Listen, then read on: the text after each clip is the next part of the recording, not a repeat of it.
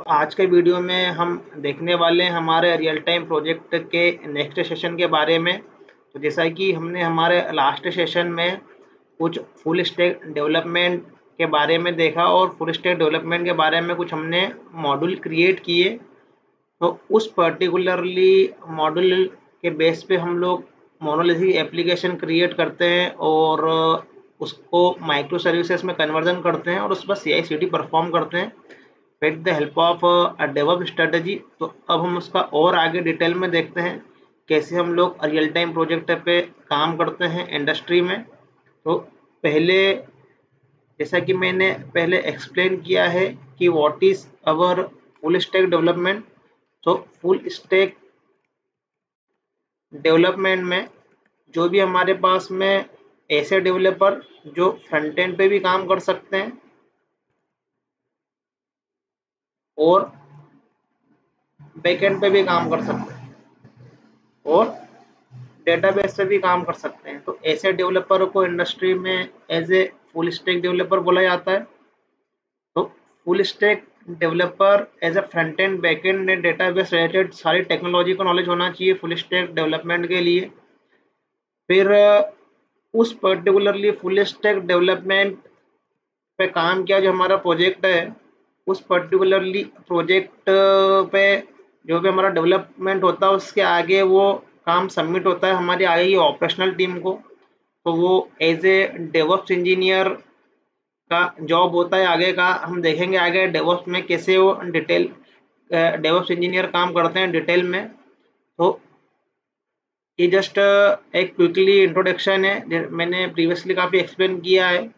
तो ऐसे tool DevOps tool like Git, Maven,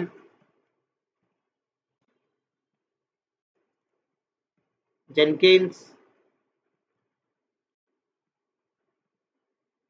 Ansible, Docker, Kubernetes। तो ऐसे काफ़ी सारे टूल होते हैं जिसपे हमारे डेवऑप्स इंजीनियर काम करते हैं, उसका सेटअप करते हैं, हम डिटेल में देखेंगे। और उसके बाद में आता है हमारा रियल टाइम प्रोजेक्ट। तो अभी हम लोग रियल टाइम प्रोजेक्ट पे काम कर रहे हैं और हमारी एक सीरीज फुल स्टैक डेवलपमेंट की डिफरेंट है, डेवऑप्स की डिफरेंट है। ये है रियल टाइम प्रोजेक्ट है कि जिसमें मैं एक्सप्लेन कर रहा हूँ कि इंडस्ट्री में हम लोग रियल टाइम प्रोजेक्ट पे काम कैसे करते हैं। तो मैं क्विकली इंट्रोडक्शन देता हूँ मेरे, जैसा कि मैंने प्रीवियसली वीडियो में शेयर किया है कि इंडस्ट्री कितने टाइप की होती है, उसमें किस किस टाइप के प्रोजेक्ट होते हैं, किस टाइप का हमको काम मिल सकता है, किस टाइप के प्रोजेक्ट पे हमको वर्क करना पड़ सकता है as a full stack developer. तो किसी भी किस किस टाइप के डोमेन होते हैं, तो फिर उस पर्टिकुलर डोमेन पे किस तरीके से हमारा रिक्वायरमेंट गैदरिंग परफॉर्म होता है, उसके बाद में वो पर्टिकुलर प्रोजेक्ट पे काम अलोकेट होता है किसी भी टाइप के डेवलपर को। तो हम अब देखते हैं उसके आगे हम लोग जब एप्लीकेशन पे काम करते हैं तो किस तरीके से हम लोग एप्लीकेशन पे काम करते हैं। तो पर्टिकुलरली जैसा कि मैंने मेरे प्रीवियसली वीडियो में कुछ मॉड्यूल्स क्रिएट किए थे, उस पर्टिकुलरली मॉड्यूल को मैं एक बार फिर से रीराइट करता हूँ और उस पर्टिकुलरली मॉड्यूल पे हम लोग ऐसे मोनोलिथिक एप्लीकेशन पे काम करते हैं, या आज की तारीख में हम लोग उसी मॉड्यूल को हम लोग एज अ माइक्रो सर्विसेज पे काम करते हैं। तो ये रियल टाइम प्रोजेक्ट पे हमको एक्चुअली माइक्रो सर्विसेज पे क्रिएट करना है इन सारे मॉड्यूल्स को और उस पर हमको CI/CD परफॉर्म करना है। तो पर्टिकुलरली माइक्रो सर्विसेज पे काम करने के पहले हमको उस माइक्रो सर्विसेज के बारे में प्रॉपर नॉलेज होना है, क्योंकि माइक्रो सर्विसेज एक किसी भी तरीके का एक कोई डिज़ाइन पैटर्न या किसी भी तरीके की स्ट्रेटेजी नहीं है, एक तरीके का एक आर्किटेक्चर है। तो वो आर्किटेक्चर को हम किसी भी टाइप से फॉलो कर सकते हैं माइक्रो सर्विसेज के केस में। हम लोग डिटेल में देखेंगे, पहले हम लोग देखते हैं कि हमने लास्ट सेशन में कौन कौन से मॉड्यूल क्रिएट किए थे। तो हमने एक यूज़र प्रोफाइल मॉड्यूल क्रिएट किया था, एक प्रोडक्ट कैटलॉग मॉड्यूल क्रिएट किया था। यूज़र प्रोफाइल के बेस पे हम यूज़र की प्रोफाइल मेंटेन करेंगे जिसमें कि सेलर का प्रोफाइल होगा, जिसमें कि हमारे यूज़र का प्रोफाइल होगा। तो मल्टीपल टाइप के प्रोफाइल होंगे, डिटेल में हम उसको देखेंगे। ये हाई लेवल डिस्कशन कर रहा हूँ मैं। ये मेरा एक सर्विस रहेगा related to our search product. फिर एक मॉड्यूल है हमारा इन्वेंट्री मॉड्यूल।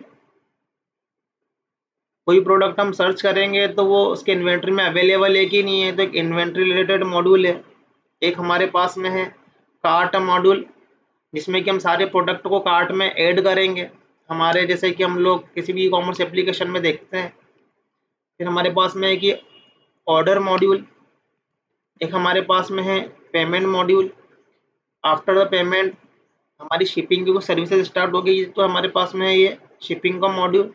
फिर शिपिंग के मॉड्यूल के बाद में हमको नोटिफिकेशन प्रोवाइड करवाना है जो भी यूज़र को है, तो हमारे पास में ये नोटिफिकेशन का मॉड्यूल। फिर हम लोग देखते हैं कि ई कॉमर्स की एप्लीकेशन में हम लोग हमारा विश लिस्ट मेंटेन करते हैं, हमारे पास में एक विश लिस्ट का मॉड्यूल है। फिर एक एडमिन लेवल पे एक मॉड्यूल है, जहाँ पर कोई सेलर अपना प्रोडक्ट ऐड कर रहा है तो वो उसको उस पर हम लोग एक वेरिफिकेशन अप्लाई करेंगे कि वो प्रोडक्ट वैलिड है, या वो प्रोडक्ट को हमको एज ए कस्टमर को शो करना है। नहीं, एडमिन लेवल पे भी काफ़ी सारी चीज़ें होती है, तो काफ़ी सारे मॉड्यूल्स होते हैं। तो ये एटलीस्ट मिनिमम मैंने इतने मॉड्यूल लिए जितने किसी भी ई कॉमर्स एप्लीकेशन में ज़रूरत पड़ती है। तो पर्टिकुलरली मैंने ई कॉमर्स डोमेन इसलिए लिया है कि ई कॉमर्स का जो एप्लीकेशन होता है उसका स्केल काफ़ी बड़ा होता है, तो उस पर हम लोग माइक्रो सर्विसेज क्रिएट करते हैं और उस पर CI/CD परफॉर्म करते हैं, तो हमको रियल टाइम चैलेंजेस हमको फील होते हैं एज कम्पेयर अदर डोमेन। सबसे ज़्यादा ई कॉमर्स टाइप का एप्लीकेशन है जिसपे हम लोग माइक्रो सर्विसेज को अच्छे से देख सकते हैं। और फ्यूचर में हम अदर मॉड्यूल पे या अदर डोमेन पे भी बात करेंगे, लेकिन पहले हम लोग ऐसे ई कॉमर्स डोमेन पे हम हमारा प्रोजेक्ट क्रिएट करके हम लोग माइक्रो सर्विसेज पहले लर्न करेंगे। तो ये इतने सारे मॉड्यूल है जिसपे हमको हमारे एप्लीकेशन को क्रिएट करना है। तो इस पर्टिकुलरली एप्लीकेशन को क्रिएट करने के लिए इतने सारे मॉड्यूल है। तो सबसे पहले मैं एक्सप्लेन ये करता हूँ कि ये जो मॉड्यूल है, तो ये मॉड्यूल हमारे पास में इंडस्ट्री में किस तरीके से आते हैं, हमको कैसे पता चलता है कि हम लोग पर्टिकुलरली हमको इस पर्टिकुलरली मॉड्यूल पे हमको ब्रेक करना है और इस मॉड्यूल पे हमको काम करना है।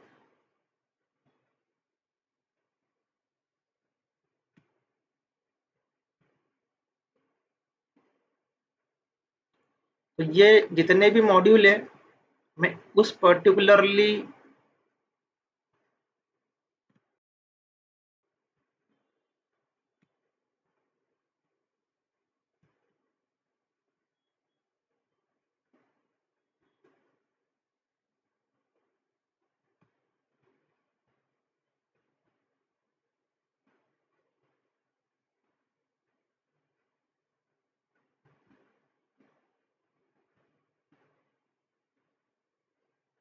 तो मैंने इतने मॉड्यूल यहाँ पर राइट किए हुए हैं। तो अब बेसिकली हम लोग किसी भी टाइप की एप्लीकेशन पे काम करते हैं इंडस्ट्री में, तो हम लोग डायरेक्टली किसी न किसी मॉड्यूल पे काम कर रहे होते हैं।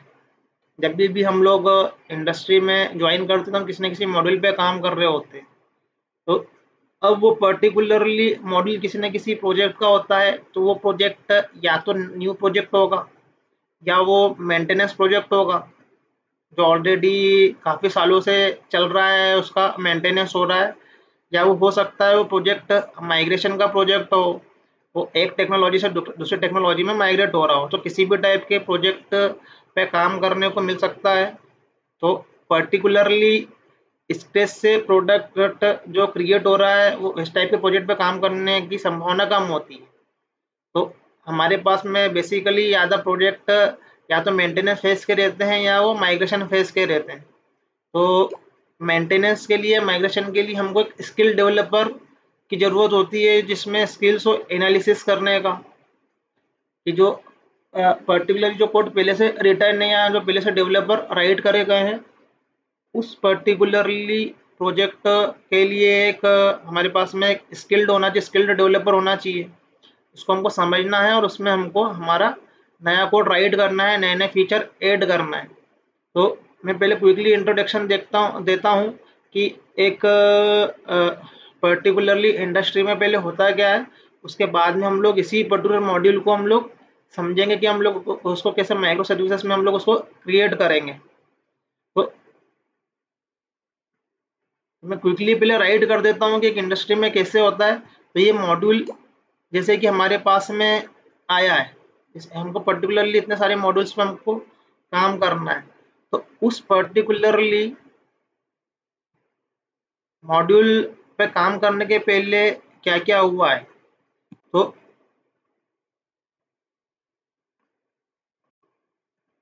We have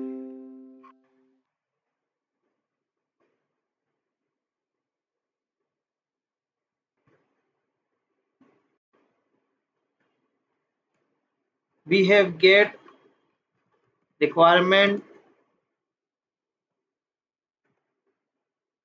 from client side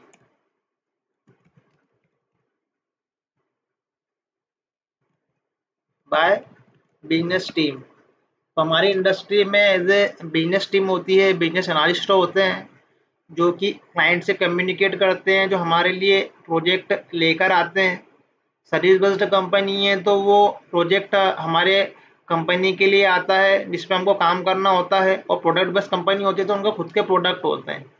तो किसी भी टाइप की इंडस्ट्री हो सकती है, मैंने मेरे प्रीवियसली सेशन में एक्सप्लेन किया है। तो ये मैटर नहीं करता किस टाइप की इंडस्ट्री है, हमको अल्टीमेटली काम करना है। तो हम इस पर्टिकुलरली मॉडल पे काम करने के पहले हमारे पास में कहीं ना कहीं से किसी ना किसी क्लाइंट से हमको वो प्रोजेक्ट आया है। तो एक तरीके से हम लोग उसको एज ए हाई लेवल मान के चलते हैं।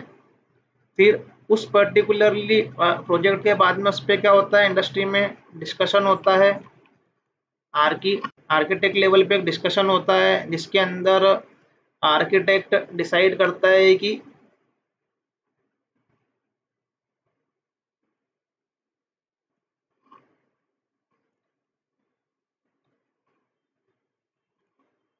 इस प्रोजेक्ट को क्रिएट करने के लिए क्या हमारा इंफ्रास्ट्रक्चर होगा, कितने उसमें हमको रिसोर्स लगेंगे।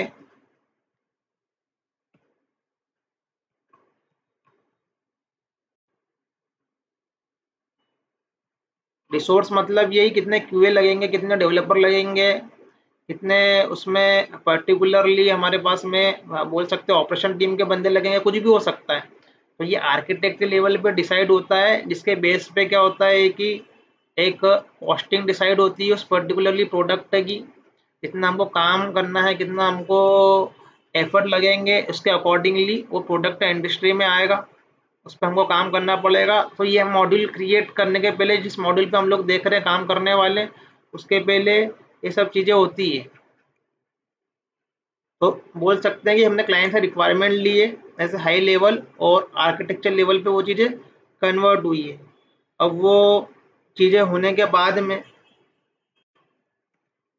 एग्रीमेंट डिसाइड होता है, जो भी एग्रीमेंट है, और एग्रीमेंट में डिसाइड होता है कि हमारा हमारा जो डेवलपमेंट करेंगे किसी भी प्रोडक्ट को, फिर कितने टाइम में प्रोडक्ट डेवलप होगा, कब हम इस प्रोडक्ट पर्टिकुलरली प्रोडक्ट को हम लोग एज अ क्लाइंट को डिलीवर करेंगे। क्लाइंट को डिलीवर करने के बाद में हम लोग कितने ड्यूरेशन तक का उसको मेंटेनेंस देंगे।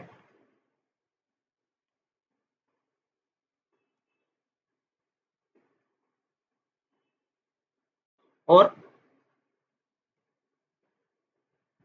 कितने समय तक हम लोग उसको सपोर्ट प्रोवाइड करेंगे। तो इंडस्ट्री में हम लोग ऐसे काम कर रहे हैं, तो यदि हो सकता है हम उस प्रोडक्ट पे स्ट्रेस से काम कर रहे हो सकता है हम उसके मेंटेनेंस पे काम कर रहे हो सकता है हम उसका सपोर्ट पे काम कर रहे हो। तो किसी भी टाइप की डेजिग्नेशन होती है, किसी भी तरह का काम करने को मिल सकता है बेस्ड ऑन द एक्सपीरियंस। तो पर्टिकुलरली यदि हम लोग हमारी प्रोडक्ट पे काम कर रहे होते हैं, जिस कंपनी में हमें यदि हमारी कंपनी प्रोडक्ट बेस है, तो भी हमको ये सारे काम करना है, और सर्विस बेस्ड है तो हमको पर्टिकुलरली किसी और के लिए काम करना है। तो अल्टीमेटली हमको काम करना है इस पर्टिकुलरली जितने भी हम हमारे पास में मॉड्यूल्स है। और जो भी हमारा टेक्निकल स्किल है। तो बेसिकली इस पर्टिकुलरली सारे मॉड्यूल्स आने के पहले इस तरीके से क्लाइंट से कम्युनिकेशन होता है और एग्रीमेंट होता है, और हम लोग क्या करते हैं, इस पर्टिकुलरली मॉड्यूल्स पे काम करते हैं।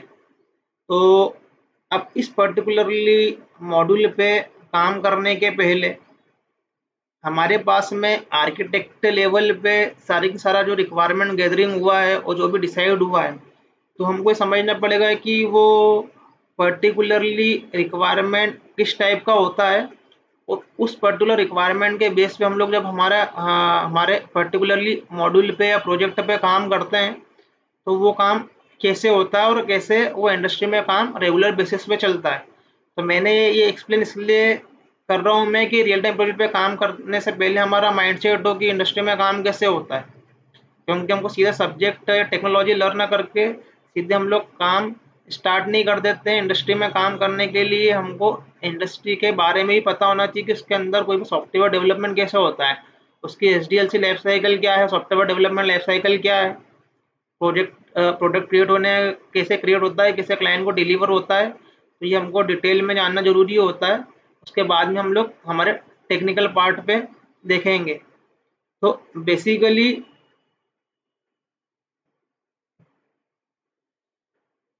इस पर्टिकुलरली आर्किटेक्ट लेवल पे हमारे पास में जो भी रिक्वायरमेंट डिसाइड हुआ है, तो उस पर्टिकुलरली रिक्वायरमेंट में एक इंफ्रास्ट्रक्चर रिलेटेड चीज़ें डिसाइड होती है कि हमको इंफ्रा के लेवल पे क्या क्या सेटअप लगाना है। हम बात करेंगे फ्यूचर में अभी उसके बारे में, लेकिन सबसे पहले हमें देखते हैं कि हमारे पास में जो रिक्वायरमेंट गैदरिंग हुई है, तो वो उस पर हम लोगों को किस किस टाइप की रिक्वायरमेंट है जिस पे हमको काम करना है।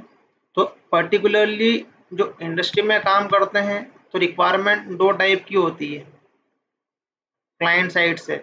इस पे फोकस करना ये काफ़ी काम की इंफॉर्मेशन नहीं है। तो दो तरीके की रिक्वायरमेंट होती है, जो कि होती है हमारी एक फंक्शनल रिक्वायरमेंट और एक होती है नॉन फंक्शनल रिक्वायरमेंट।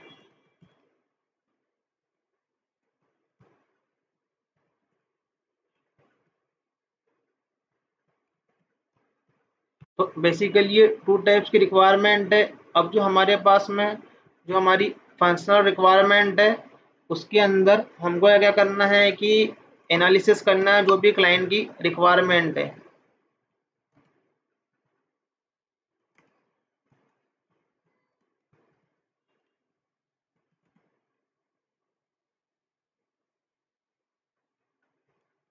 तो ये क्लाइंट की रिक्वायरमेंट को हम लोग एनालिसिस करते हैं, बिजनेस एनालिस्ट की टीम उस पर एनालिसिस करती है, फिर उस पर टेक्निकल टीम से बात होती है, फिर उसके बेसिस पे क्या करते हैं, हम लोग क्या करते हैं,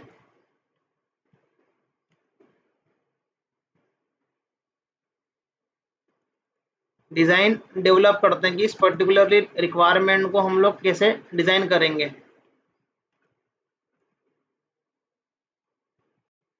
फिर उस पर हम लोग कोड डेवलप करते हैं।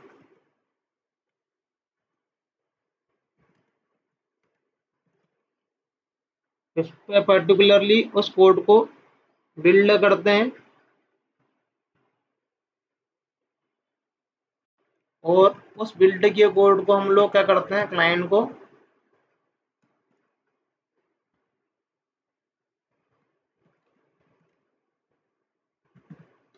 अवेलेबल करवाते हैं।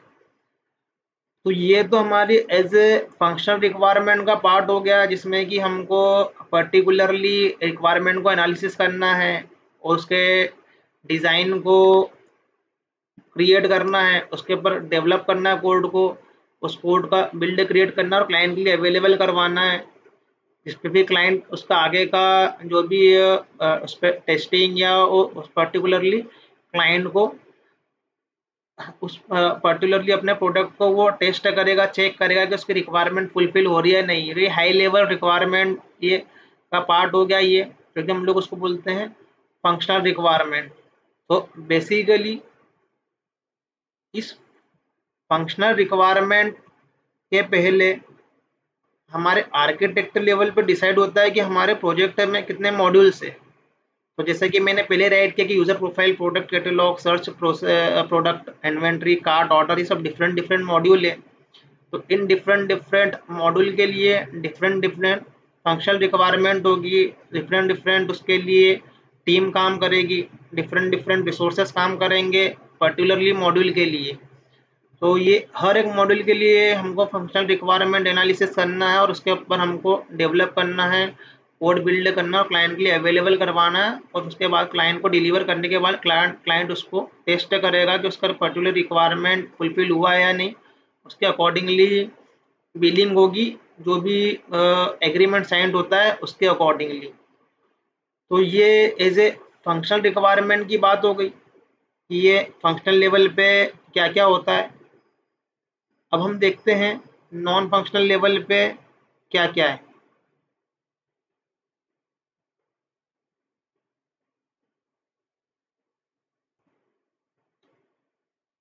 तो नॉन फंक्शनल रिक्वायरमेंट ये काफ़ी ज़रूरी है। नॉन फंक्शनल रिक्वायरमेंट तो बेसिकली फंक्शनल रिक्वायरमेंट में हम लोग एज ए क्लाइंट का हाई लेवल रिक्वायरमेंट देखते हैं और हम लोग उसको डिज़ाइन करते हैं, डेवलप करते हैं।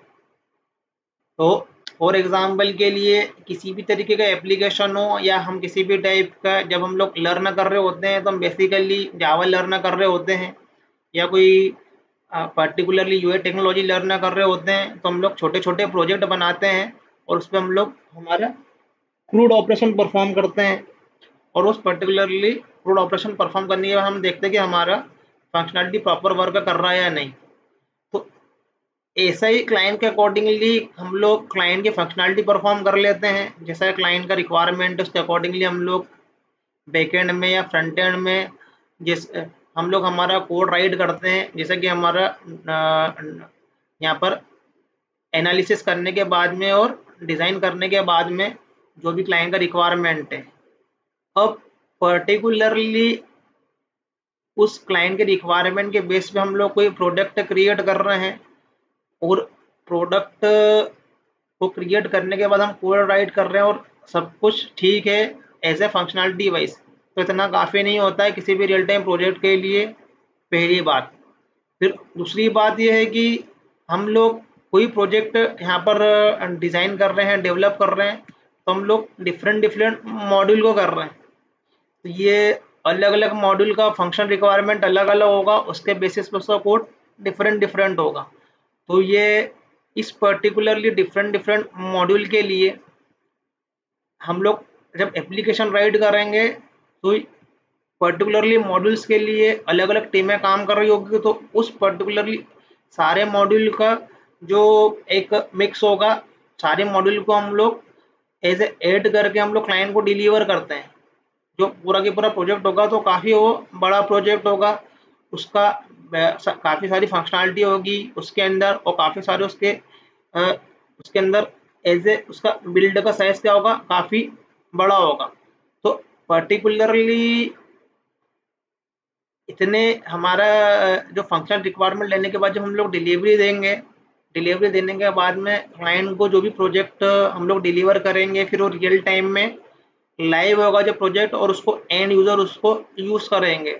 फॉर एग्जांपल के लिए हम यदि फ्लिपकार्ट या अमेजन टाइप का एप्लीकेशन हम सोच के चले लार्ज स्केल पे, तो इस पर्टिकुलरली प्रोजेक्ट पे क्या होता है कि जब तक ये बन रहा है और जब तक ये डिले यहाँ पर ये इस टाइप के प्रोजेक्ट बनते हैं और लाइव होते हैं, तो ये लाइव होने के बाद में पर्टिकुलरली उनके यूज़र कम होते हैं, बट एक समय के बाद वो यूज़र बढ़ते चले जाते हैं, बढ़ते चले जाते हैं, बढ़ते चले जाते हैं। तो इस केस में हम हमारे प्रोजेक्ट को किसी भी प्लेटफॉर्म पर डिप्लॉय कर रहे हैं, तो वो प्लेटफॉर्म फ्यूचर में यूज़र बढ़ने के साथ में कितना सस्टेन करेगा, कितना सिक्योर रहेगा। तो ये सब भी हमको एज ए रिक्वायरमेंट के फेज में देखना पड़ता है। जब भी क्लाइंट हमको एज ए रिक्वायरमेंट देता है हाई लेवल पे और हम लोग जब आर्किटेक्ट लेवल पे इंफ्रास्ट्रक्चर डिज़ाइन करते हैं, तो हम लोग सारी चीज़ें एनालिसिस करते हैं कि उस पर्टिकुलरली प्रोजेक्ट पे जो हम काम करने वाले हैं उसका स्कोप क्या है। तो मैंने ई कॉमर्स प्रोजेक्ट इसलिए लिया कि इसका स्कोप काफ़ी बड़ा है। एज कंपेयर में यदि किसी छोटा सा एप्लीकेशन लूँगा like college management, like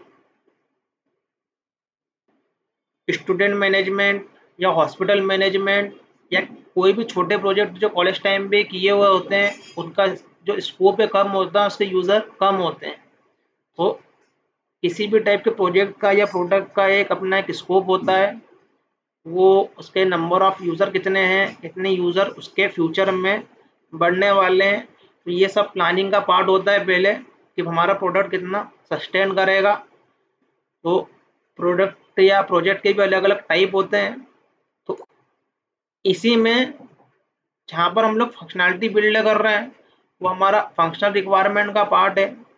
but जहाँ पर हम लोगों को उस पर्टिकुलर प्रोडक्ट को फ्यूचर में सस्टेन कराना है और एक क्वालिटी प्रोडक्ट बनाना है कि हमेशा प्रोडक्ट का रिस्पांस सेम रहे, कम टाइम में आए और कितने भी यूज़र हो जाए उसका परफॉर्मेंस पे इम्पेक्ट ना आए, वो सेम परफॉर्म करे। तो उसको पर्टिकुलरली प्रोडक्ट को सस्टेन कराने के लिए उसको फ्यूचर में उसका परफॉर्मेंस डिग्रेड ना हो और उसमें हम लोग नए फीचर ऐड करें तो उस पर ज़्यादा इम्पैक्ट ना आए। ये सब प्लानिंग जो होती है वो होती है हमारे से नॉन फंक्शनल रिक्वायरमेंट में। तो ये भी सबसे ज़्यादा ज़रूरी है इस कंपेयर हमारा फंक्शनल रिक्वायरमेंट।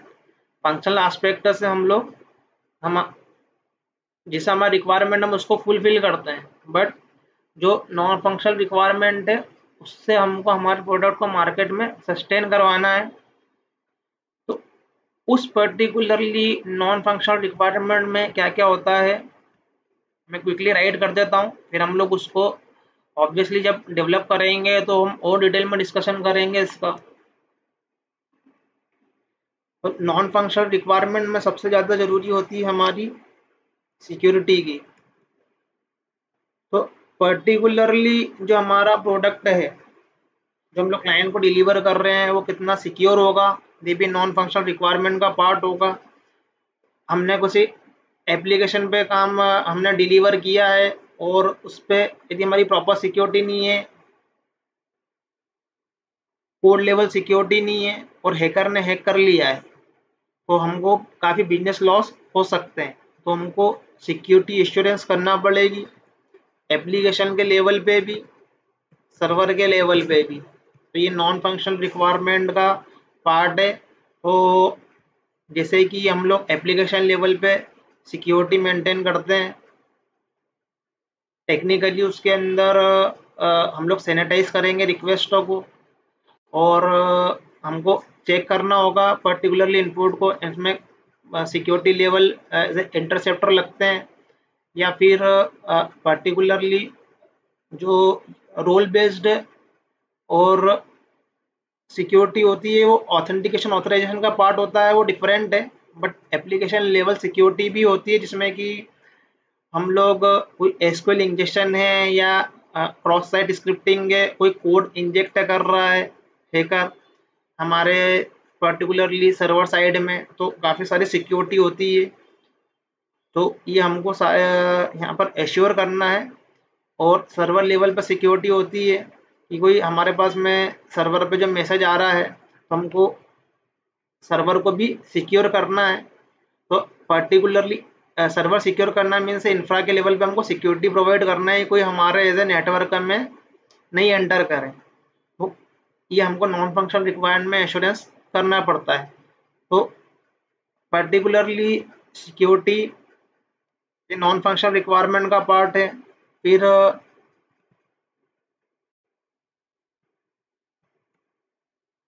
परफॉर्मेंस, तो एप्लीकेशन का परफॉर्मेंस हमेशा एक जैसा रहे। सपोज आज हमारे एप्लीकेशन में क्रिएट हुआ, इस साल हमारे पास में ऐसे कुछ थाउजेंड ऑफ यूज़र है, नेक्स्ट ईयर लैक्स में हो जाए, करोड़ में हो जाए, तो हमारा एप्लीकेशन का परफॉर्मेंस डिग्रेड नहीं होना चाहिए। तो जब हम क्रिएट करते हैं जब भी हमको ये सारी चीज़ एनालिसिस करना पड़ती है कि परफॉर्मेंस हमेशा हमारा सस्टेन करे। तो परफॉर्मेंस like 1 million user और our 2 million यूजर, कितने भी यूजर फ्यूचर में बढ़ते जा रहे हैं, बट हमारा परफॉर्मेंस डिग्रेड नहीं होना चाहिए। फॉर एग्जांपल के लिए हॉट स्टार, इस पे यदि कोई क्रिकेट मैच आ रहा है और वो मैच इंडिया पाकिस्तान का हो, तो सडनली काफ़ी सारे यूज़र एक्टिव हो जाते हैं। तो इस केस में हमारे पास में जो परफॉर्मेंस है वो सस्टेन करे, मेंटेन रहे, तो हमको एप्लीकेशन का डिज़ाइन करते समय ये सारी चीज़ें पहले से सोचना है। तो ये कैसे करते हैं हम लोग देखेंगे फ्यूचर में, बट हमको ये नॉन फंक्शनल रिक्वायरमेंट का एज ए पार्ट है। तो हम लोग एज ए यूज़र के लेवल पे टेस्टिंग करते हैं विद द हेल्प ऑफ जेमिंटर। जो भी क्यूए टीम है, वो क्यूए टीम हमें जो भी परफॉर्मेंस, उसके लिए भी एक स्पेशल परफॉर्मर टेस्टर होता है जो कि परफॉर्मेंस चेक करता है। वो एज ए क्यूए टीम का पार्ट है। तो वो लोड देखता है सर्वर पे और सेशन क्रिएट करके परफॉर्मेंस चेक करते हैं, रिस्पॉन्स टाइम चेक करते हैं। ये भी से नॉन फंक्शनल रिक्वायरमेंट का पार्ट है। फिर एक है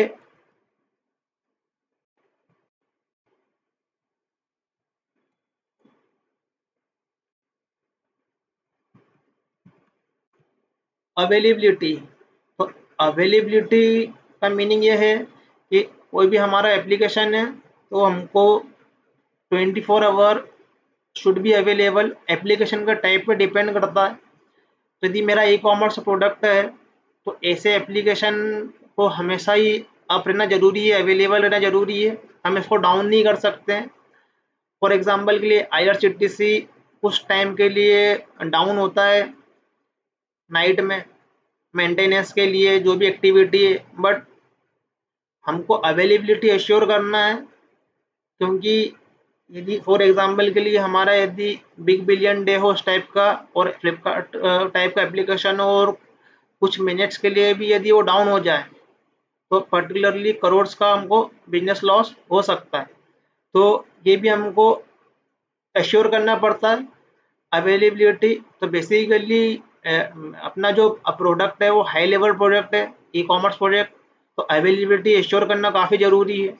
बाकी प्रोडक्ट पे डिपेंड करता है। यदि कोई सा हमारा एप्लीकेशन है इंट्रानेट पे काम कर रहा है, विद इन ऑर्गेनाइजेशन काम कर रहा है, जब तक उसके अंदर एम्प्लॉय है, यूज़र, जब तक कि ये वो पर्टिकुलरली प्रोडक्ट यूज़ होगा, उसके बाद नहीं होगा, तो हम उसको डाउन भी कर सकते हैं। बट अवेलेबिलिटी हमको एश्योर करना पड़ता है कि जब ज़रूरत है वो डाउन नहीं हो। तो ये डिपेंड करता है प्रोडक्ट पे। तो ये भी एक फैक्टर है जो कि नॉन फंक्शनल रिक्वायरमेंट का पार्ट है। फिर कोड क्वालिटी। तो क्लाइंट एक्सपेक्ट करता है कि हमारा जो कोड है काफ़ी नीट एंड क्लीन कोड हो, काफ़ी अच्छा क्वालिटी कोड हो।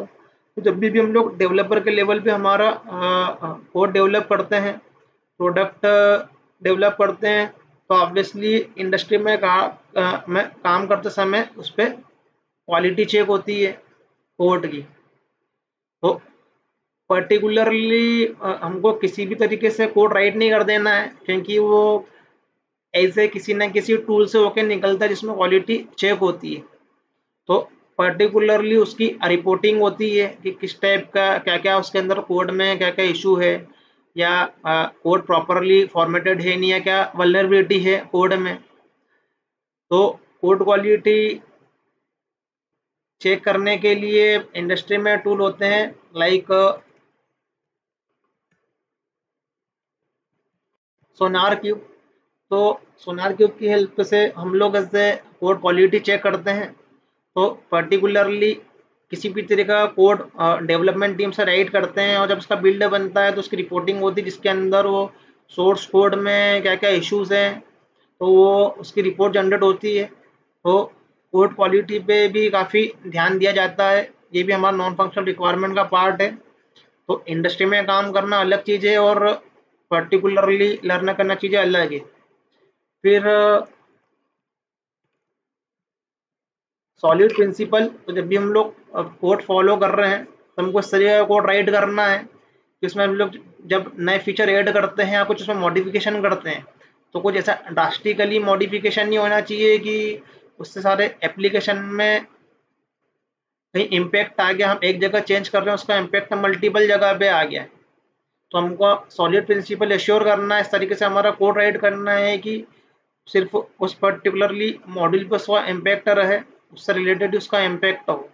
तो ये भी ऐसे हमको एश्योर करना है कि हमारा लूजली कपल्ड एप्लीकेशन होना चाहिए।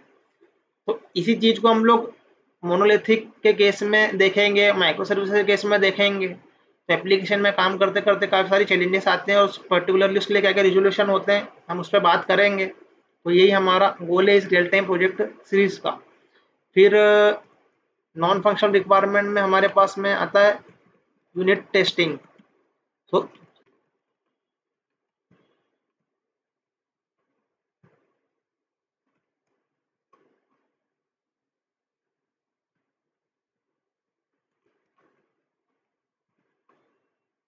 तो यूनिट टेस्टिंग भी as a non functional requirement का पार्ट है। काफ़ी क्लाइंट एज ए चेक करते हैं कि हमारा जो कोड है उसका रिपोर्ट क्या है यूनिट टेस्टिंग की, कितने सारे उसके अंदर सिनेरियो पहले से सिनेरियो हैंडल हुए या नहीं है, कितना क्वालिटी कोड है हमारे पास में, जो कोड हम लोग राइट कर रहे हैं उसमें कितने सिनेरियो पास होंगे। तो 80% 90% इतना हमारा कोड कवरेज होना चाहिए। तो ये क्लाइंट का रिक्वायरमेंट होता है पर्टिकुलरली।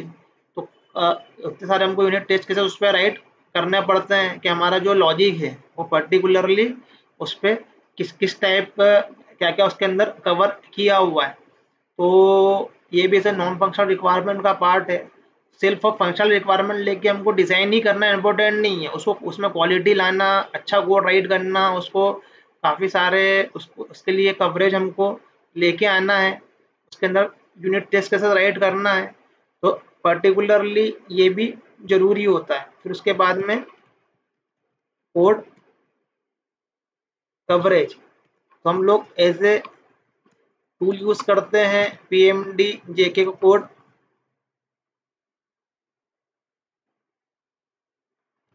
तो इसके हेल्प से हम लोग क्या करते हैं, जेके के कोड कवरेज के हेल्प से हम लोग पर्टिकुलरली कोड पे कितना कोड हमारा पास में कवर हो रहा है, ऐसा ऐसा कोड हमने राइट किया कि जो ऑब्वियसली कवर हो गई, अननेसेसरी कोड हमको रिटर्न नहीं करना है। तो ये भी फंक्शनल नॉन फंक्शनल रिक्वायरमेंट का पार्ट है। तो जब क्वालिटी प्रोडक्ट बनता है तो उसको फंक्शनल रिक्वायरमेंट के साथ में सारे नॉन फंक्शनल रिक्वायरमेंट भी के भी अचीव करना पड़ता है, जब जाके हमारा कोई क्वालिटी प्रोडक्ट बनता है। अब इसके अलावा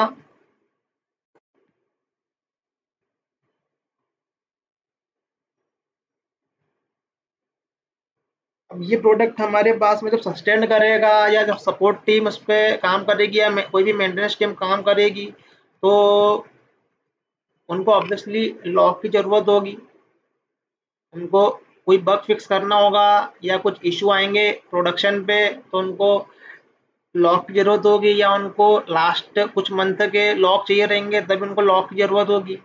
तो उस पर्टिकुलरली हमको हमारा जो लॉगिंग का सिस्टम है एप्लीकेशन में वो भी हमको प्रॉपर तरीके से डिज़ाइन करना है। ये भी नॉन फंक्शनल रिक्वायरमेंट का पार्ट है, इसमें कि हम लोग ऐसे ईएल के या ऐसे स्प्लंक इस टाइप के टूल यूज़ करते हैं देखने के लिए। बट हमको डेवलपमेंट के समय सारी चीज़ें पहले से प्रॉपर तरीके से राइट करनी है, हमको प्रॉपर तरीके से लॉग राइट करना है। इसमें हम लोग क्या कर सकते हैं कि लॉग को हम लोग एनालिसिस करें, सपोर्ट टीम या मेंटेनेंस पर है तो कोई भी उसको एनालिसिस करे। तो काफ़ी सारी चीज़ें हैं। तो ये functional requirement as well as non functional requirement, जब हमारे पास में रिक्वायरमेंट गैदरिंग होती है और हम लोग किसी मॉड्यूल पे काम करते हैं उसके पहले सारी चीज़ें डिसाइड होती है। इसलिए जब भी हमको टीम में काम मिलता है तो वो काम हो सकता है कि पर्टिकुलरली किसी फीचर पे काम करना हो सकता है कि किसी बग पे काम करना हो। तो वो न्यू रिक्वायरमेंट भी हो सकती है, वो एग्जिस्टिंग रिक्वायरमेंट में ही कुछ ऐड करने का काम भी हो सकता है, या कुछ दूसरे पर्टिकुलरली काम का इशू भी हो सकता है जिसको हम लोग बग बोलते हैं और हम लोग उसको फिक्स करते हैं। तो पर्टिकुलरली जब हमारे पास में कोई प्रोडक्ट बनता है, वेल स्टेब्लिश्ड प्रोडक्ट बनता है, तो उसको उसके लिए functional requirement as well as non functional requirement, दोनों रिक्वायरमेंट जो है हमको पर्टिकुलरली फुलफिल करना पड़ता है कस्टमर के लिए, जब हमारा एक वेल स्टेब्लिश्ड प्रोडक्ट डिज़ाइन होता है।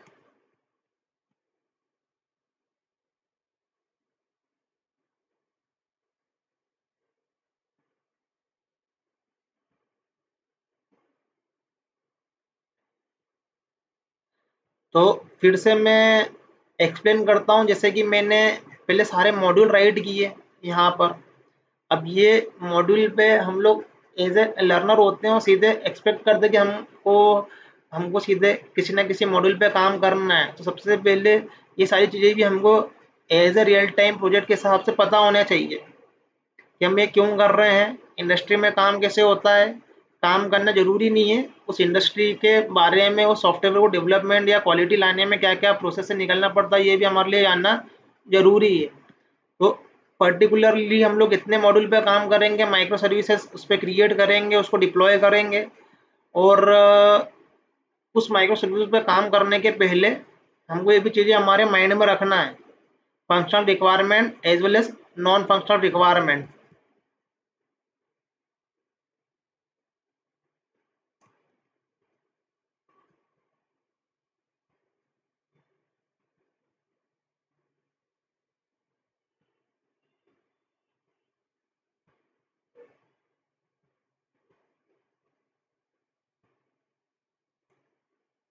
तो अगेन ये जितने भी मॉड्यूल है, अब इस पर्टिकुलरली मॉड्यूल पे काम करने के लिए हमको हमारे पास में रिक्वायरमेंट है और नॉन फंक्शनल रिक्वायरमेंट है। तो अब ये पर्टिकुलरली मॉड्यूल पे काम करने के पहले हमारी जो आर्किटेक्ट से सारी रिक्वायरमेंट हुई है, तो उसके बेसिस पे आर्किटेक्ट लेवल पे ये भी डिसाइड होगा कि इस प्रोजेक्ट के लिए हम लोग कौन कौन से इंफ्रास्ट्रक्चर रखेंगे। तो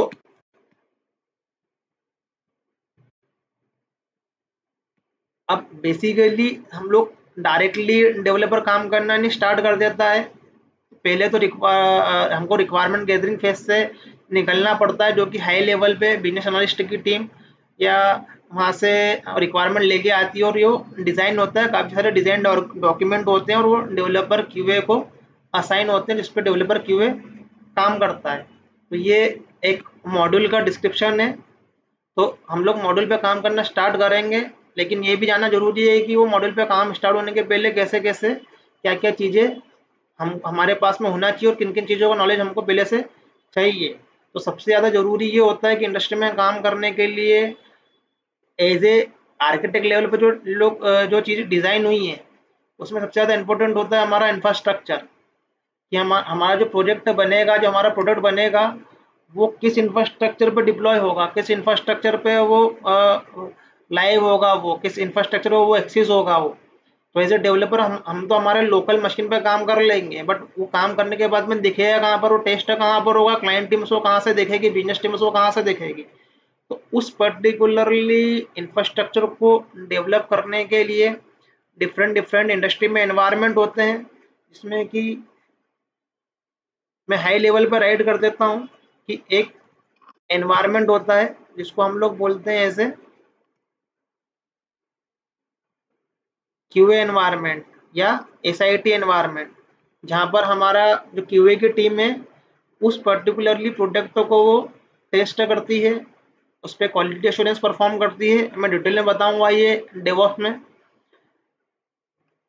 फिर एक एनवायरनमेंट होता है यूईटी का, जहाँ पर उस पर क्लाइंट अपनी टेस्टिंग परफॉर्म करता है। और एक एनवायरनमेंट होता है प्रोडक्शन का, जहाँ पर हमारा प्रोडक्ट एक्चुअली में लाइव होता है, जहाँ पर एंड यूजर उसको एक्सेस करता है, एंड कस्टमर उसको एक्सेस करता है। तो उस क्लाइंट के प्रोजेक्ट को एंड यूजर यहाँ पर एक्सेस करेगा, वो प्रोडक्शन पे उसका डिप्लॉयमेंट होगा। तो उसके लिए हमको इतना लेवल पे इंफ्रास्ट्रक्चर बनाना है, और इंफ्रास्ट्रक्चर क्रिएट करने की रिस्पॉन्सिबिलिटी जो है वो as a high level DevOps के लेवल पे, ऑपरेशन के लेवल पे आर्किटेक्चर होते हैं, वो पर्टिकुलरली इन इंफ्रास्ट्रक्चर को डिज़ाइन करते हैं। क्योंकि प्रोडक्शन लेवल पे जो मशीनें होगी, यूएटी लेवल पे जो मशीनें होगी और क्वालिटी एश्योरेंस लेवल पे जो मशीनें होगी, वो मशीन डिफरेंट डिफरेंट टाइप की मशीनें हो सकती है, जिसमें कि उसका जो सीपीयू है, रैम है, स्टोरेज है, वो वेरी करेगा। तो उसके अकॉर्डिंगली डिफरेंट डिफरेंट क्या होंगे, इंफ्रास्ट्रक्चर डिजाइन होंगे। अब ये मिनिमम इंफ्रास्ट्रक्चर जो किसी भी इंडस्ट्री में होता है, पर्टिकुलरली जब भी हम हमारा प्रोडक्ट को डिलीवर करते हैं, प्रोजेक्ट को डिलीवर करते हैं, बट इसके अलावा भी एक डेव लेवल पे भी इंफ्रास्ट्रक्चर हो सकता है, और प्रोडक्शन के पहले भी प्री प्रोडक्शन भी कुछ इंडस्ट्री या बैंक इंफ्रास्ट्रक्चर रखते हैं। तो कितने भी हमारे पास में इंफ्रास्ट्रक्चर लेवल पे हो सकते हैं। तो अब एक इंफ्रास्ट्रक्चर में हमारे पास में सर्वर होगा, उस पर्टिकुलरली सर्वर को डेटाबेस से को एक्सेस करेगा, वो सर्वर तो डेटाबेस होगा उसमें। फिर ऐसा क्यूए लेवल में भी कोई सर्वर होगा, डेटाबेस होगा, यूएटी लेवल में भी कोई सर्वर होगा, डेटाबेस होगा। तो जितने ज़्यादा सर्वर होंगे उतनी ज़्यादा मशीनें होगी, तो ये वेरी करेगा अकॉर्डिंगली। मैं और डिटेल में एक्सप्लेन करूंगा, मैं ये हाई लेवल एक्सप्लेनेशन दे रहा हूँ। ये इंफ्रा के लेवल पर इतने सारे इंफ्रास्ट्रक्चर क्रिएट करना है, और वही इंफ्रा मोनोलिथिक एप्लीकेशन के लिए अलग होगा, माइक्रो सर्विसेज के लिए वो अलग होगा। तो वो भी हम लोग डिस्कस करेंगे। तो आज की तारीख में जो इंफ्रा होता है, तो इंफ्रा या इंफ्रास्ट्रक्चर जो है, तो पहले ऑन प्रीमाइसेस इंफ्रास्ट्रक्चर होते थे, जिसके लिए एज ए इंडस्ट्री को मशीनें परचेस करना पड़ती थी, और सॉफ्टवेयर के लाइसेंस लेके हमको उसको पर्टिकुलरली इंस्टॉलेशन करना सॉफ्टवेयर का, या उसका लाइसेंस लेके उस पर काम करना। बट आज की तारीख में सारी चीज़ें क्लाउड बेसिस परफॉर्म होती है, तो हमको जो इंफ्रास्ट्रक्चर है वो क्लाउड बेसिस अवेलेबल हो सकता है। तो ये कोई भी इंफ्रा किसी भी लेवल पे हो, वो हो सकता है कि AWS के लेवल पे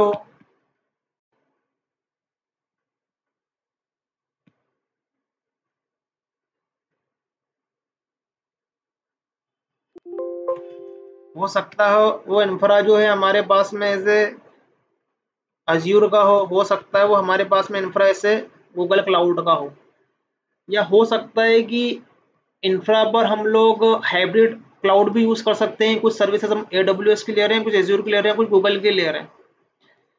तो पर्टिकुलरली इस पर्टिकुलरली सारे मॉड्यूल पे हम लोग काम करेंगे, और उस काम करने के बाद में हम लोग किसी न किसी इंफ्रास्ट्रक्चर पे ये सारा के सारा हमारे पास में जो प्रोडक्ट है वो डिप्लॉय होगा, टेस्ट होगा, डेवलपमेंट के लिए भी एक इंफ्रास्ट्रक्चर है जहाँ पर डेवलपर अपने प्रोडक्ट को टेस्ट कर सकते हैं क्या उन्हें डेवलप किया है। और क्वालिटी एश्योरेंस टीम के लिए एक एनवायरनमेंट होता है, और एक क्लाइंट साइड जिस पे क्लाइंट अपना टेस्टिंग परफॉर्म करता है, क्लाइंट चेक करता है उसको क्या क्या फीचर अवेलेबल हुए हैं। तो ऐसे यूएटी के लेवल पे भी यूएटी लेवल का एक इंफ्रास्ट्रक्चर होता है, और इसे प्रोडक्शन का होता है। तो मैं और डिटेल में ये इसको एक्सप्लेन करूंगा इंफ्रास्ट्रक्चर के बारे में पर्टिकुलरली। तो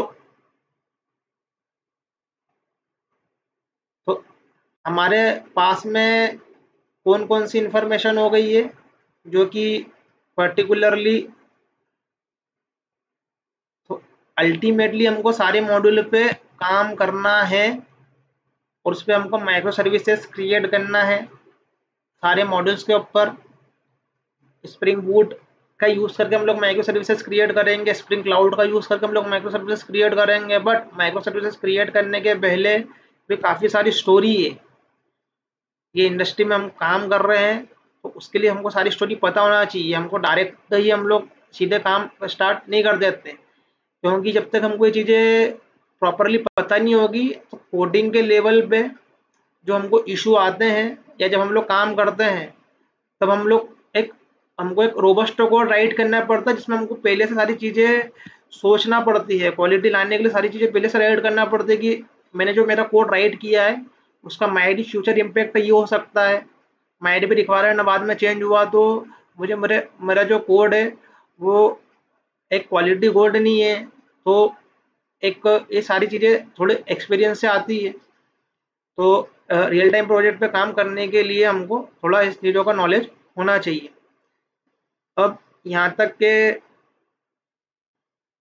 जो मैंने एक्सप्लेन किया है इंफ्रास्ट्रक्चर के बारे में और फंक्शनल नॉन फंक्शनल रिक्वायरमेंट के बारे में, और एज ए डेवलपर हमको क्लाउड का नॉलेज भी होना ज़रूरी है। AWS एज़र गूगल कोई सा भी उससे कुछ सर्विसेज का नॉलेज होना ज़रूरी है, क्योंकि हमको डेवलपमेंट के साथ में इंटरेक्शन करना पड़ता है, क्लाउड से भी इंटरेक्शन करना पड़ता है।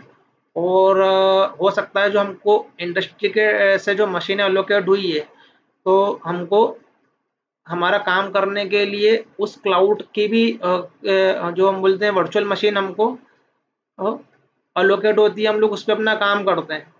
तो हमारे लोकल सिस्टम से हम लोग रिमोटली अदर सिस्टम पे हमारा काम करते हैं। सारे आईडी सारे सॉफ्टवेयर माइड भी दूसरे सिस्टम पे भी हो सकते हैं क्लाउड के। तो क्लाउड का नॉलेज होना भी काफ़ी ज़रूरी होता है एज ए डेवलपर। सारी सर्विसेज नहीं, बट कुछ सर्विसेज ऐसी है जो सभी के लिए ज़रूरी है। और डेवऑप्स इंजीनियर के लिए तो मैंडेटरी है क्लाउड का नॉलेज, जितना डेप्थ में हो उतना ज़्यादा ज़रूरी है। हम लोग इस पर्टिकुलरली प्रोजेक्ट को हम लोग क्रिएट करेंगे। ओके, तो यहाँ तक के हमारे पास में बात हो गई हमारे मॉड्यूल्स की।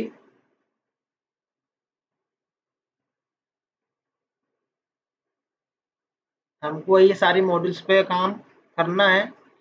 तो अब मैं ये एक्सप्लेन करता हूँ कि पर्टिकुलरली प्रोजेक्ट पे जब इंडस्ट्री पे काम करते हैं तो फंक्शनल नॉन फंक्शनल रिक्वायरमेंट हमारे पास में हो गई है, और ये हमको इतने सारे एनवायरनमेंट क्रिएट करना है।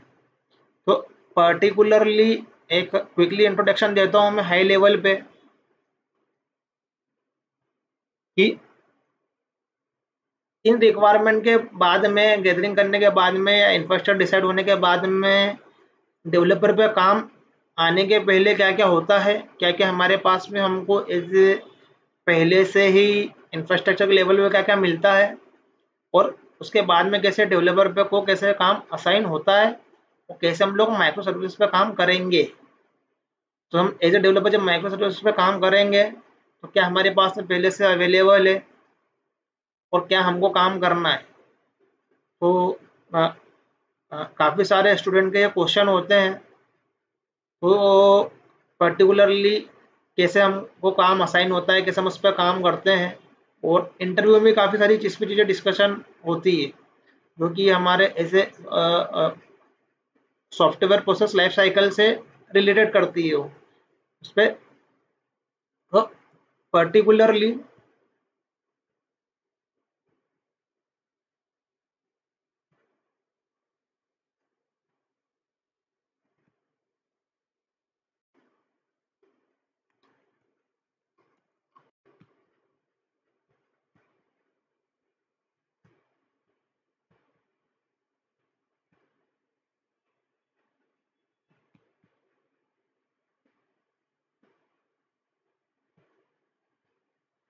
अभी हमारे पास में मॉड्यूल तो सेपरेट है, बट एज अ डेवलपर काम करने के पहले क्या क्या है, या एज ए डेवलप इंजीनियर क्या क्या काम करेगा, तो हमारी functional requirement non functional requirement लेने के बाद में तो पर्टिकुलरली जो हमारी डेवऑप्स की टीम है उसमें जो काफ़ी हाई एक्सपीरियंस लोग होते हैं इंफ्रा के लेवल पे, जिनको काफ़ी ईयर्स का एक्सपीरियंस होता है, काफ़ी इंफ्रास्ट्रक्चर जिनने ऑलरेडी क्रिएट किए हुए हैं। क्योंकि एज ए नॉर्मली जो डेवऑप्स इंजीनियर जस्ट अभी लर्न किया या कुछ एक्सपीरियंस हुआ है, ऐसे लोगों को ये रिस्पॉन्सिबिलिटी नहीं होती है। ये बहुत ही आर्किटेक्ट लेवल पे या इंडस्ट्री में जो काफ़ी पुराने हैं, जिनको काफ़ी एक्सपीरियंस है ये काम करने का, तो इंफ्रास्ट्रक्चर क्रिएट करने की रिस्पॉन्सिबिलिटी उन्हीं की है। तो, तो एज ए डेवऑप्स लेवल पे जो डेवऑप्स टीम है या ऑपरेशन टीम है, मैं डेवऑप्स टीम राइट कर रहा हूँ, क्रिएट द इंफ्रा। तो डेवऑप्स टीम जो रहेगी वो इंफ्रा क्रिएट करेगी, लाइक अलग अलग एनवायरनमेंट क्रिएट करेगी। फॉर एग्जांपल के लिए क्यूए एनवायरनमेंट क्रिएट करेगी, डेवलपमेंट एनवायरनमेंट क्रिएट करेगी, यूएटी एनवायरनमेंट क्रिएट करेगी।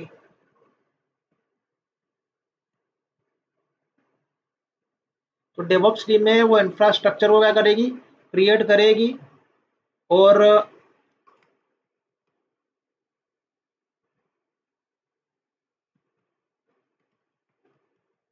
प्रोवाइड एक्सेस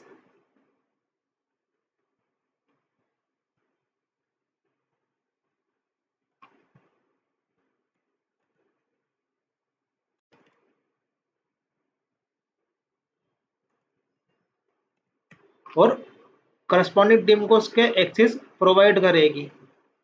तो ये डेवऑप्स टीम की रिस्पॉन्सिबिलिटी इंफ्रास्ट्रक्चर को क्रिएट करना और उसकी एक्सेसिबिलिटी करस्पॉन्डिंग टीम को उसकी प्रोवाइड करना। फिर पर्टिकुलरली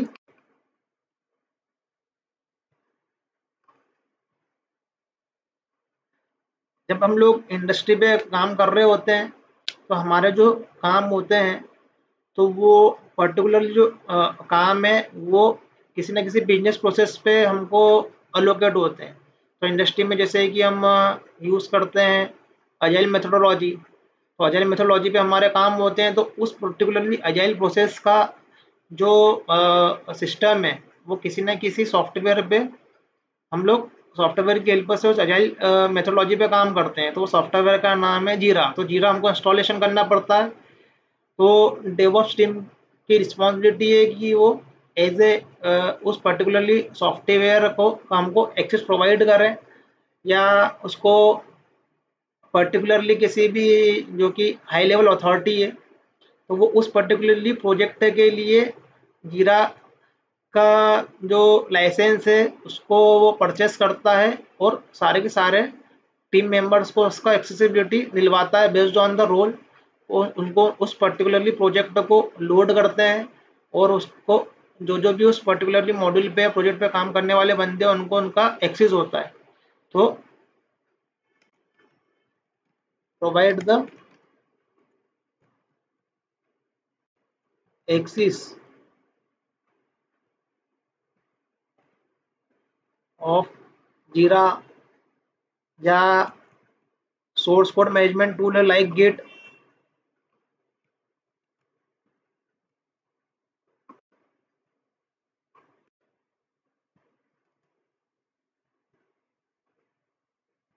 या वीएम। तो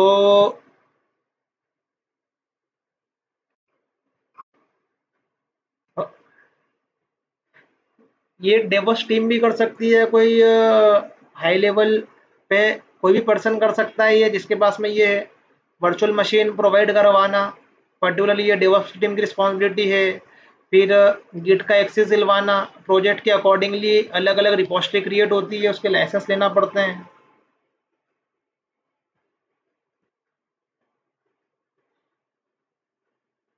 तो ये सारे काम होते हैं, मतलब प्रोजेक्ट पे काम करने के पहले काफ़ी सारी चीज़ें पहले से क्रिएट करना है। ऐसे इंफ्रास्ट्रक्चर के लेवल पे एक्सेस प्रोवाइड करना है सारे टीम मेंबर्स को, यूज़र्स को, मैनेजर्स को, टीम लीड को, जो भी डेजिग्नेशन है अकॉर्डिंगली उनके रोल से अकॉर्डिंगली वर्चुअल मशीन प्रोवाइड करना है। कभी इंडस्ट्री में रिक्वायरमेंट है सिक्योरिटी मेंटेन करने के लिए डेवलपर्स को, क्यूए को, ये और नई वर्चुअल मशीन प्रोवाइड करना है तो वो लोकल लैपटॉप पे भी कर सकते हैं। डिपेंड्स करता है प्रोजेक्ट पे, प्रोजेक्ट का कॉस्ट क्या है, कितना क्लाइंट कॉस्ट बियर कर सकता है।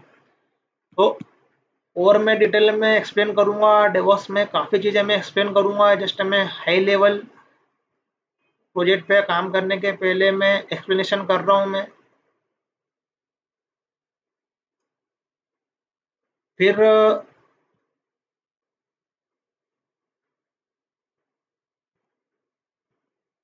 सर्वर सेटअप और एनवायरनमेंट।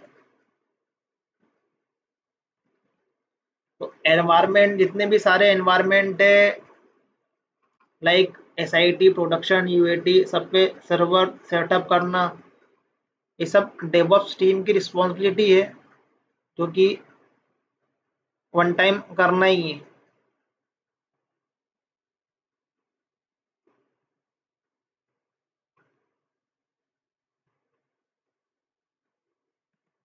इंस्टॉल सॉफ्टवेयर, सारे सॉफ्टवेयर भी इंस्टॉलेशन करना है, लाइक मेवन, जेडीके,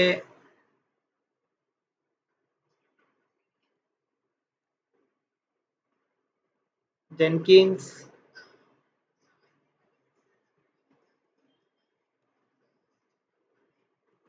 डेटाबेस,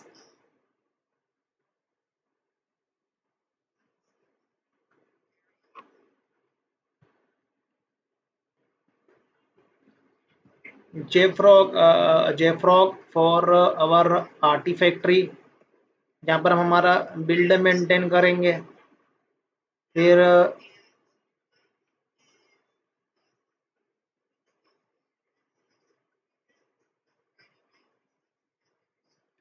सोनार क्यूब, काफका, जहाँ पर हम लोग हमारा असिंक्रोनस कॉल काफका के हेल्प से हम लोग मैनेज करेंगे माइक्रो सर्विसेज में। डॉकर, एंसिबल सर्वर, फिर Kubernetes cluster, Redis server,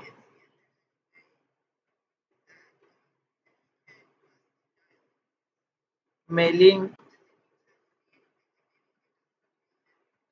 messaging, जो भी हम लोग मैसेजिंग के लिए सर्वर यूज़ करेंगे या जो भी हम क्लाउड का भी सर्विसेज यूज़ कर सकते हैं, ये सब हमको एज ए इंफ्रा के लेवल पे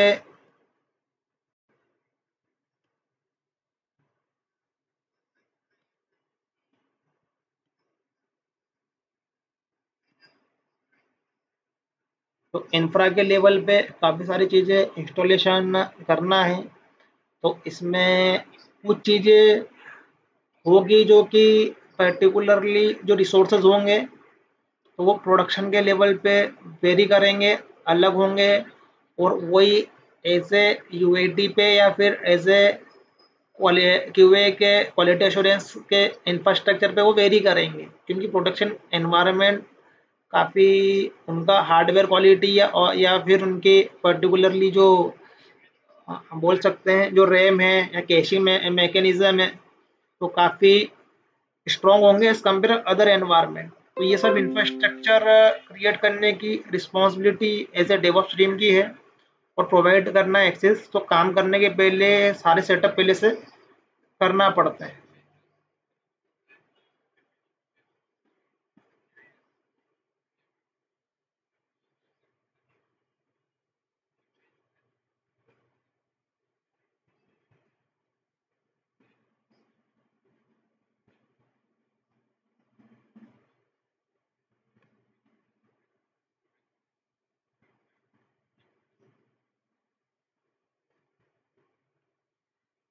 ओके, सो ये इंफ्रास्ट्रक्चर हाई लेवल पे पहले से क्रिएटेड होते हैं ऐसे प्रोजेक्ट पे काम करने के पहले। जब भी डेवलपर अपना काम करेगा या क्यूए अपना काम परफॉर्म करेंगे उसके पहले काफ़ी कुछ इंफ्रास्ट्रक्चर के लेवल पे पहले से क्रिएटेड रहेगा यहाँ पर। उसके बाद में एज ए डेवलपर या क्यूए अपना काम करेगा यहाँ पर। फिर पर्टिकुलरली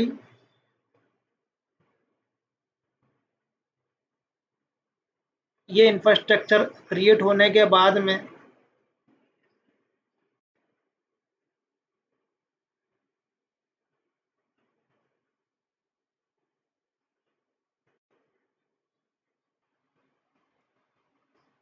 ओके, तो ये इंफ्रास्ट्रक्चर हमारा ऐसे डिसाइन होगा पहले डेवलपर को काम असाइन होने के पहले। तो पर्टिकुलरली जब हमारे पास में इंफ्रास्ट्रक्चर रेडी है, हमको एक्सेस प्रोवाइडेड है, उसके बाद में हम लोग हमारा काम स्टार्ट कर सकते हैं, डेवलपर टीम अपना काम स्टार्ट कर सकती है। तो जैसा कि हम किसी भी इंडस्ट्री में ज्वाइन होते हैं तो हम इस फेज से ज्वाइन होते हैं जहाँ पर हम लोग ऐसे न्यू ज्वाइनर होते हैं, तो हमको एक्सेसिबिलिटी दी जाती है, सॉफ्टवेयर इंस्टॉलेशन करने को बोला जाता है अपने लोकल सिस्टम पे, और हम काम करके हमारे पर्टिकुलरली कोड को सबमिट करते हैं। बट इतना काम पहले से होता है। तो एज ए नया प्रोजेक्ट है तो इतने फेज से होके जाना है, और ऑलरेडी जो प्रोजेक्ट पहले से चल रहा है तो उस पे हमको जस्ट एक्सेसिबिलिटी लेना, और इंफ्रास्ट्रक्चर पहले से अवेलेबल है।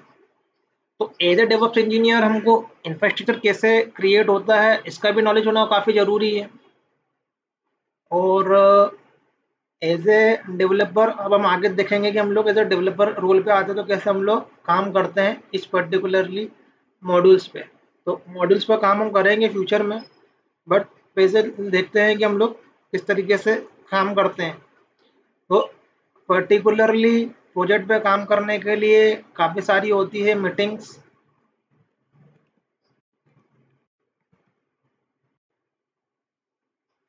और उस पर्टिकुलरली मीटिंग में हम लोग कोई ना कोई मेथोडोलॉजी फॉलो करते हैं। सॉफ्टवेयर डेवलपमेंट लाइफ साइकिल के लिए इंडस्ट्री में मेथोडोलॉजी फॉलो होती है। पहले वाटरफॉल यूज़ होती थी, अब अजाइल यूज़ होती है, कैनबेन यूज़ होती है, काफ़ी सारे मेथोडोलॉजी है जिसके ऊपर कोई भी सॉफ्टवेयर डेवलप होता है, क्लाइंट को डिलीवर होता है। उसके बारे में भी हम लोग डिस्कस करेंगे डिटेल में। जस्ट ये हाई लेवल मैं एक्सप्लेन कर रहा हूँ कि मीटिंग होगी, और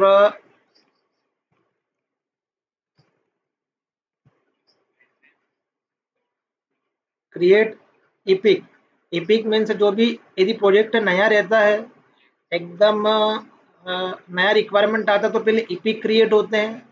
और उस पर्टिकुलरली इपिक में, इपिक का मीनिंग ये है कि जो मॉड्यूल्स है हम वो सारे मॉड्यूल्स के लिए अलग अलग इपिक क्रिएट करना है, और उस इपिक को हमको लॉक करना पड़ता है उस जीरा सॉफ्टवेयर पे। फिर हम लोग उस पर्टिकुलरली इपिक के अंदर डिसाइड करते हैं कि इसके अंदर कितनी स्टोरी होगी जिस पे हमको हमारा प्रोजेक्ट या प्रोडक्ट का इम्प्लीमेंटेशन करना है। हो सकता है इस प्रोडक्ट कैटलॉग इपिक के अंदर ही 10 to 15 स्टोरी हो, सर्च प्रोडक्ट मॉड्यूल में ही इपिक में ही कुछ स्टोरी हो। तो ये इंडस्ट्री में काम करने के लिए सबसे पहले वो जो भी प्रोजेक्ट होता है उसका इपिक में उसको हम लोग पहले ब्रेक करते हैं। तो ये करने की बेसिकली जो रिस्पॉन्सिबिलिटी है वो एज ए प्रोडक्ट ऑनर होते हैं, जो कि पर्टिकुलरली एज अ रिक्वायरमेंट को अंडरस्टैंड करने के लिए करने के बाद में हम उसको डिफरेंट डिफरेंट इपिक में कन्वर्ट करते हैं। डिपेंड करता है ये इंडस्ट्री पे। पर्टिकुलरली इपिक क्रिएट करना, और फिर उस स्टोरी पे इपिक के स्टोरी क्रिएट होंगे, फिर फ्यूचर में वही स्टोरी के ऊपर बग निकलेंगे, और उसी बग पे हम लोग डेवलपर लोग ही काम कर रहे होते हैं। और एज ए स्पाइक भी बोलते हैं जब कुछ चीज़ें एनालिसिस करना हो तो हम लोग इसको अंडरस्टैंड करेंगे बाद में। जस्ट अभी इसको माइंड में रखो कि कोई भी काम करते हैं तो हम लोग किसी न किसी स्टोरी बग पे स्पाइक पे काम कर रहे होते हैं। तो एज ए डेवलपर के लेवल पे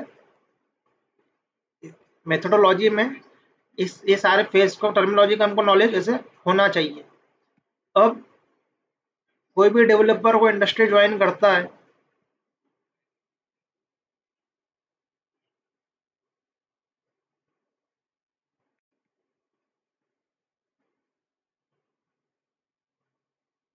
तो ऑब्वियसली बात है कि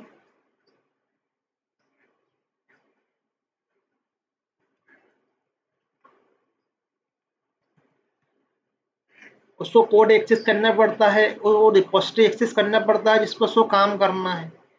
तो वो पर्टिकुलरली जो रिपोजिटरी है वो किसी सीनियर पर्सन के द्वारा क्रिएट होती है किसी भी मॉड्यूल की। Particularly module based different different repository हो सकती है या सिंगल रिपोजिटरी होती है। तो मोनोलिथिक एप्लीकेशन के केस में एक ही रिपोजिटरी में सारा काम हो सकता है, और माइक्रो सर्विस के केस में अलग अलग रिपोजिटरी क्रिएट करना पड़ेगी। तो ये डिपेंड करता है, मोनोलिथिक के केस में भी डिफरेंट डिफरेंट रिपोजिटरी मेंटेन कर सकते हैं। डिपेंड करता है मॉड्यूल पे, रिपोजिटरी मॉड्यूल बेसिस पे क्रिएट होती है। तो वो टीम से या पहले से डिसाइड होता है कितनी रिपोजिटरी मेंटेन करना है। मैटर नहीं करता मोनोलिथिक के लिए हो माइक्रो सर्विसेज के लिए कितनी रिपोजिटरी हम लोग मेंटेन कर रहे हैं। तो पर्टिकुलरली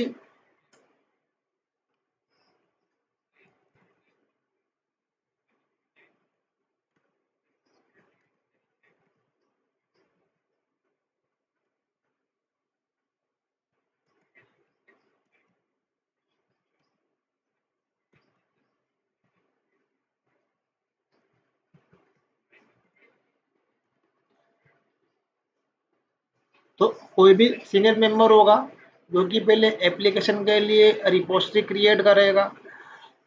तो हमारा प्रोडक्ट किस टाइप का है,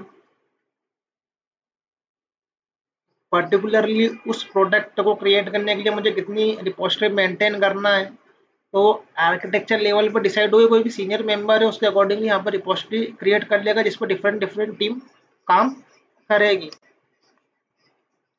अब वो जो पर्टिकुलरली रिपोजिटरी है, अब वो रिपोजिटरी को क्रिएट करने के बाद में तो जो भी हमारी डेवलपर्स की टीम होती है उनको उसका एक्सेस दिया जाता है। ये तुम इंडस्ट्री ज्वाइन करोगे तो सबसे पहले क्या करोगे कि रिपोजिटरी का ही एक्सेस मांगोगे, उसको सोर्स कोड अपने लोकल सिस्टम पे लेना है। तो वो पर्टिकुलरली जो रिपोजिटरी है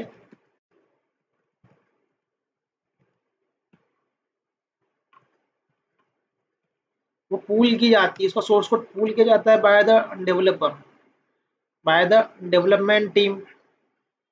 वो ताकि वो उसके सोर्स कोड पे काम कर सके, उस स्टोरी पे काम कर सके।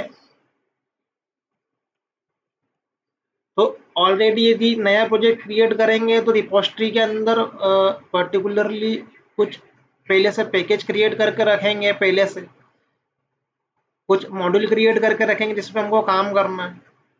अदरवाइज मेंटेनेंस प्रोजेक्ट होगा तो ऑलरेडी पूरा की पूरा सोर्स कोड होगा, जस्ट हमको उसमें से फाइंड आउट करना पड़ेगा जिस और बग को फिक्स करना या जो भी हमको नया क्रिएट करना है तो उस पर्टिकुलरली पैकेज में उस particularly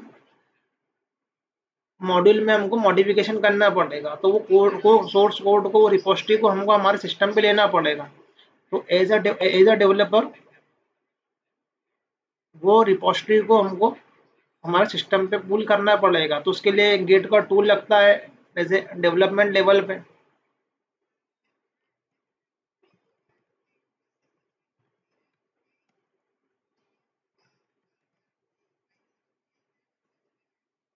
gate source code on system,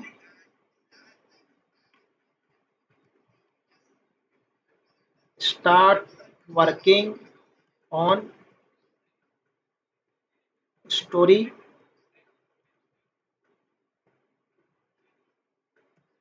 feature भी हो सकती है स्टोरी, बग भी हो सकता है, कोई स्पाइक भी हो सकता है। स्पाइक मीन्स कुछ इस तरीके की काम होते हैं जिसपे हम लोग बोल नहीं सकते कि ये काम कैसे करना है, तो इसलिए हमने कुछ एनालिसिस परफॉर्म करते हैं। तो इस टाइप के हम लोग टिकट को हम लोग बोलते हैं स्पाइक। तो कोई भी काम कर रहे होते हैं उसको हाई लेवल हम लोग बोलते हैं टिकट या स्टोरी। और वो स्टोरी में फीचर भी हो सकता है या वो बग भी हो सकता है, स्पाइक भी हो सकता है। I need to some modification.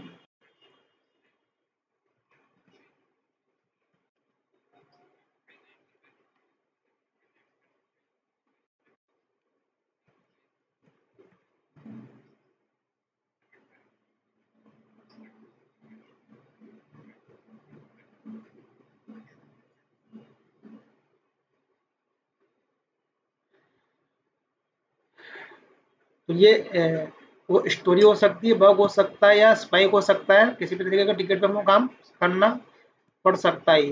फिर हम हमारे काम को करेंगे और उसको लोकली टेस्ट करेंगे, हमारे सिस्टम पे टेस्ट करेंगे जो भी हमने कोड राइट किया वो प्रॉपरली वर्क कर रहा है कि नहीं कर रहा है। और उस पर्टिकुलरली कोड को हम लोग क्या करेंगे, कमिट करेंगे एंड पुश करेंगे रिमोटली, जहाँ पर हम लोग सारे के सारे डेवलपर अपना कोड यहाँ पर कीप करते हैं, यहाँ पर रखते हैं। उस पर्टिकुलरली मॉड्यूल के प्रोजेक्ट को हम लोग रिपोजिटरी में डाल देंगे टेस्टिंग होने के बाद में। फिर वो पर्टिकुलर जो हमारा सोर्स कोड है उसका बिल्ड बनेगा, बिल्ड बनने के बाद में वो किसी सर्वर पर डिप्लॉय होगा, डेवलपमेंट के लेवल पर डिप्लॉय होगा, क्यूए के लेवल पर डिप्लॉय होगा, ऑटोमेटिकली होगा with the help of the जेनकिन। यदि हम ऑटोमेशन परफॉर्म करेंगे तो मैनुअली करना तो जेनकिन को खुद से करना पड़ेगा स्टार्ट। तो वो एज ए डेवऑप्स का पार्ट हो गया है। यदि हमको हमारा कैसा सोर्स कोड को डिप्लॉय करना है, कैसा उसका बिल्ड क्रिएट करना है और उसको अवेलेबल करवाना है क्यूए के लिए। तो ये डेवऑप्स टीम का पार्ट है। तो इंफ्रास्ट्रक्चर क्रिएट करना भी डेवऑप्स टीम का पार्ट है, बट यहाँ पर काफ़ी एक्सपीरियंस लोग चाहिए। उनको काफ़ी सारे प्रोजेक्ट का नॉलेज है, काफ़ी ईयर्स का एक्सपीरियंस है, क्योंकि इंफ्रास्ट्रक्चर क्रिएट करना एक नॉर्मल टास्क नहीं है। इंफ्रास्ट्रक्चर क्रिएट करना एक हाई कॉस्टली ऑपरेशन है, क्योंकि काफ़ी सारे अलग अलग इंफ्रास्ट्रक्चर है और हर इंफ्रास्ट्रक्चर के रिसोर्सेज है जिसके अंदर काफ़ी सारे वेरिएशन है। तो उसके लिए काफ़ी एक्सपीरियंस चाहिए। और इंफ्रास्ट्रक्चर जो होता है वो क्लाउड बेसिस होता है, लाइक AWS, अज़ूर, गूगल। तो अलग अलग क्लाउड के सर्विसेज यूज़ करने का भी नॉलेज होना चाहिए,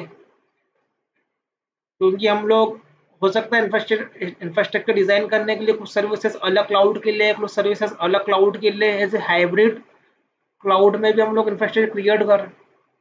तो इस लेवल पे जो डेवऑप्स टीम होगी या डेवऑप्स टीम के जो लोग होंगे वो काफ़ी सारे नॉलेज वाले पर्सन होंगे, काफ़ी सारे एक्सपीरियंस वाले पर्सन होंगे, और उनको एडिशनली और भी नॉलेज है, लाइक AWS का नॉलेज है, हाई लेवल पे काफ़ी सारे क्लाउड का नॉलेज है, साथ में इंफ्रास्ट्रक्चर के लेवल पे टूल होते हैं, एग्जाम्पल के लिए Ansible, एग्जाम्पल के लिए टेराफॉर्म, जिसकी हेल्प से हम लोग ऐसे इंफ्रास्ट्रक्चर क्रिएट करते हैं।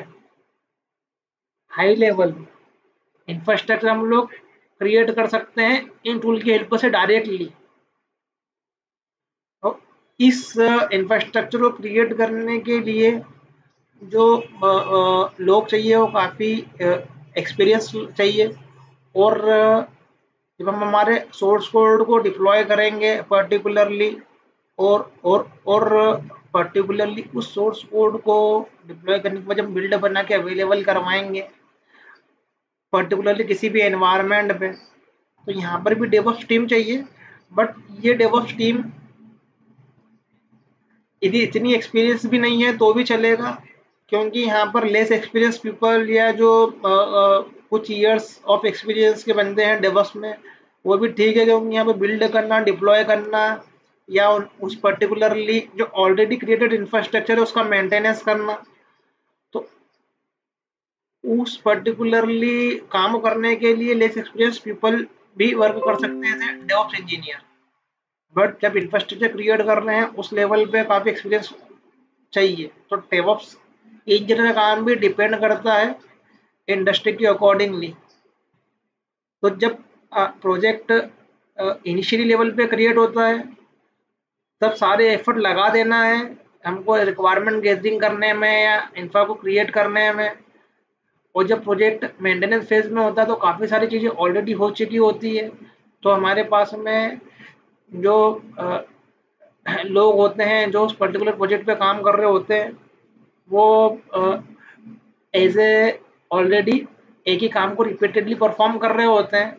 लाइक सोर्स कोड हमारे पास में डेली बेसिस से मीटिंग होगी, नई नई रिक्वायरमेंट रहेगी क्लाइंट साइड के हिसाब से, और उसके हिसाब से हम लोग क्या करेंगे, अपने डिलीवरी परफॉर्म करेंगे, नया कोड बिल्ड होगा, उसको वो सर्वर पर डिप्लॉय होगा, सर्वर पर डिप्लॉय होने के बाद में क्यूए टेस्ट करेगा, फिर नई रिक्वायरमेंट आएगी, तो repeatedly project as a develop होता रहेगा। यदि न्यू प्रोजेक्ट है यही साइकिल में, और इसी साइकिल में प्रोजेक्ट क्या होगा, ऐसा डिलीवर होता रहेगा। और जब प्रोजेक्ट सारा डिलीवर हो जाएगा, सारे मॉडल सारे डिलीवर हो जाएंगे, तो ये प्रोजेक्ट मेंटेनेंस फेज में चले जाएगा। तब यही सारे लोग काम कर रहे होंगे एज ए मेंटेनेंस लेवल पे। तो हो सकता है कि जब प्रोजेक्ट इनिशियली क्रिएट हो रहा हो तो काफ़ी सारे डेवलपर्स उस पर काम कर रहे हों। फॉर एग्जाम्पल के लिए 50 डेवलपर्स काम कर रहे हो, 50 क्यूए काम कर रहे हो, बट वही प्रोजेक्ट मेंटेनेंस फेज में जाएगा तो हो सकता है उसमें 10 ही डेवलपर लग रहे हैं, क्यूए भी कम कर दिए क्योंकि वो मेंटेनेंस फेज में है। अब वो एज ए डेवलपमेंट के फेज में नहीं है। तो प्रोजेक्ट पे काम करने के तरीके सेम रहते हैं, बट डिपेंड करता है प्रोजेक्ट पे। तो ये मैंने काफ़ी पूरा एक्सप्लेन किया है प्रोजेक्ट के मॉड्यूल क्रिएशन से लेके, और पर्टिकुलर मॉड्यूल कैसा रिक्वायरमेंट आता है और कैसा उस पर्टिकुलर प्रोजेक्ट पे काम करते हैं, कैसे उस पर डेवलपर काम करते हैं, प्रोजेक्ट किस टाइप का होता है। इसलिए मैं बोलता हूँ कि प्रोजेक्ट पे काम करना और as a real time project का एक्सपीरियंस होने में ऐसे डिफरेंस होता है। तो अब यहाँ तक रिस्पॉन्सिबिलिटी थी एज ए डेवलपर की, कि डेवलपर ने अपना कोड पूल किया, सिस्टम पे लिया, अपना काम किया, कोड को सबमिट किया। अब उसके बाद में क्या होगा कि जो हमारे पास में जो कोड है, मैं राइट कर देता हूँ, इससे सारी चीज़ें कंप्लीट हो जाएगी।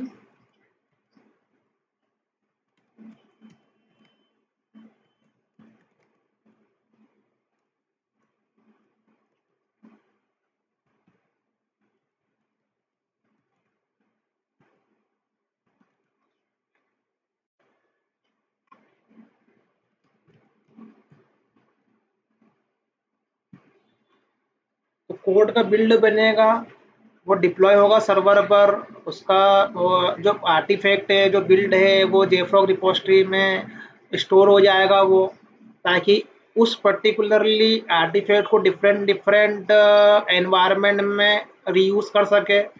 लाइक सेम आर्टिफैक्ट क्यूए पे भी होगा, यूएटी पे भी होगा, प्रोडक्शन पे भी होगा, तो उसको कहीं ना कहीं पर हमको क्या करना पड़ेगा, स्टोर करके रखना पड़ेगा।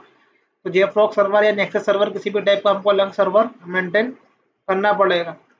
फिर क्वालिटी एश्योरेंस टीम क्या करेगी, उसको उस पर्टिकुलरली हमारे काम को टेस्ट करेगी, उसके ऊपर चेक करेगी, यदि उसके ऊपर कोई बग आ रहा है तो वो रेस करेगी करस्पॉन्डिंग डेवलपर को, और फिर उस पर फिर से काम होगा, डेवलपर काम करेगा, यदि प्रॉपर्ली फंक्शनलिटी वर्क नहीं कर रही है फिर से उसको चेंजेस करेगा, और फिर से नया बिल्ड बनेगा, फिर से डिप्लॉय होगा, फिर से क्यूए टीम उसको क्या करेगी, टेस्ट करेगी। फिर क्या होता है कि बेस्ड ऑन इंडस्ट्री,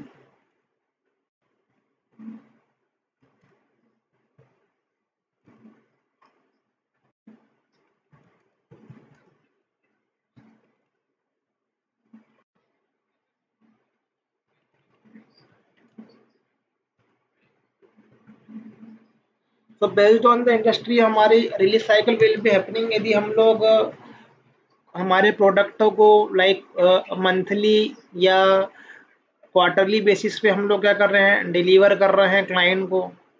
और पर्टिकुलरली हम लोग अकॉर्डिंग टू इंडस्ट्री ये चीज़ें वेरी करती है।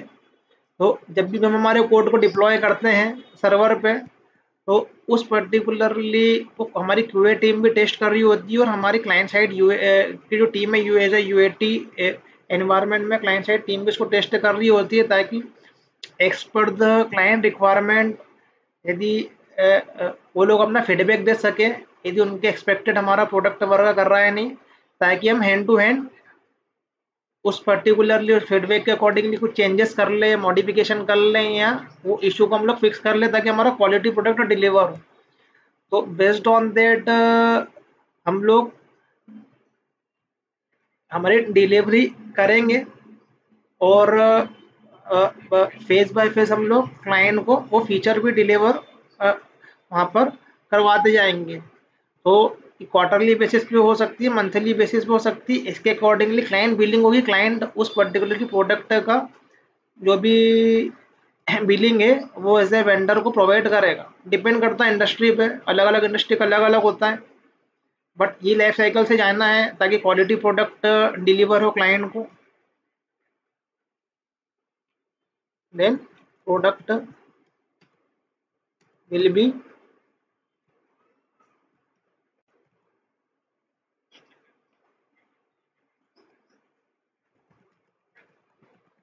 क्लाइंट को क्या होगा, प्रोडक्ट अवेलेबल होगा। तो पर्टिकुलरली वो प्रोडक्ट का एस्टिमेशन क्या है कि प्रोडक्ट कितने ईयर्स में अवेलेबल होगा कंप्लीटली, या कब तक का उनका कॉन्ट्रैक्ट है, कितना उसके बाद में सपोर्ट है, कितना मेंटेनेंस लेवल पर है, ये फ्यूचर में based on the contract decide होता रहेगा। बट ये एज ए हाई लेवल हमको ये सब करना है इंडस्ट्री में काम करने के लिए, या वो एज ए डेवलपर टीम हो।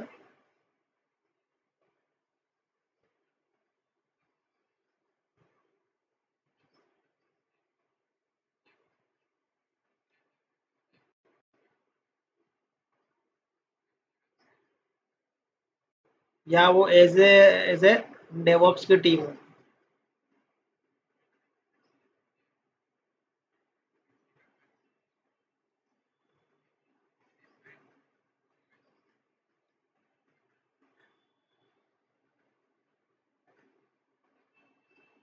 तो ये पर्टिकुलरली डेवलपर जो भी काम कर रहा है, डेवऑप्स इंजीनियर जो भी काम कर रहा है किसी भी प्रोडक्ट पे, तो काफ़ी सारी स्टोरी होती है इंडस्ट्री में उसको पर्टिकुलरली काम करने के लिए और उसको डिलीवर करने के लिए।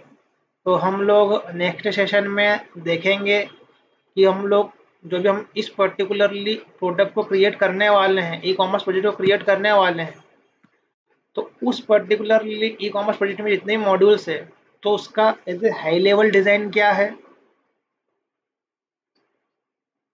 उस पर्टिकुलरली प्रोडक्ट को हमको माइक्रो सर्विसेज में कैसे क्रिएट करना है ताकि हम उसके functional requirement as well as non functional requirement को अचीव कर सकें, और कैसे हमको उसको एज ए CI/CD परफॉर्म करना है, और उस पर्टिकुलर प्रोडक्ट के लिए कैसे इंफ्रास्ट्रक्चर हमारे पास में कैसा तरीके का इंफ्रास्ट्रक्चर होना चाहिए पर्टिकुलरली।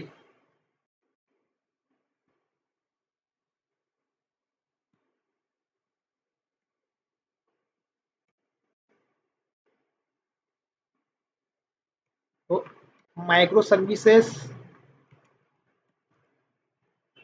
पे हम लोग हमारे प्रोजेक्ट का यहाँ पर हाई लेवल डिज़ाइन देखेंगे, फिर उस पर्टिकुलरली माइक्रो सर्विसेज का कैसे ऐसे प्लानिंग रहेगा, ओवर द डेवऑप्स कैसे उसको हम लोग डिप्लॉय करेंगे, और उस पर्टिकुलरली माइक्रो सर्विसेज और डेवऑप्स प्रोजेक्ट के हाई लेवल डिस्कशन के पहले जो हमको देखना है,